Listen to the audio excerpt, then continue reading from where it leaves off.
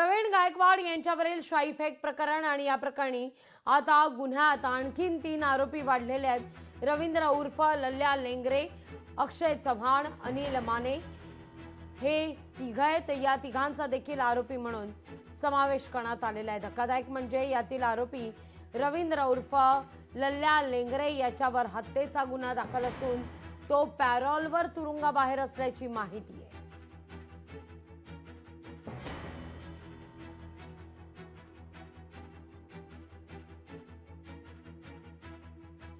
प्रवीण गायकवाड यांच्यावरील शाईफेक प्रकरण, अधिक माहिती घेऊया आपले प्रतिनिधी वसीम अत्तार यांच्याकडून। वसीम, का अधिक माहिती?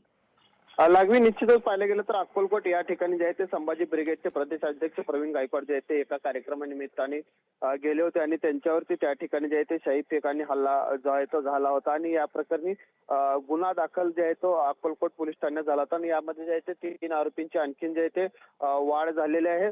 रवींद्र लेंगरे, अक्षय चव्हाण, अनिल माने या तिघांच्या जे आहे ते या प्रकरणात जो आहे तो त्यांचा गुन्ह्यामध्ये समावेश केलेला आहे। धक्कादायक बाब म्हणजे यातील आरोपी जो रवींद्र लेंगरे आहे याच्यावरती हत्येचा गुन्हा दाखल असून तो पॅरोलवरती तुरुंगाबाहेर असल्याचं देखील त्याची माहिती यावेळेस पोलिसांनी दिलेली आहे। लागवी लोकशाही मराठी ऐका, पहा, जागरूक रहा।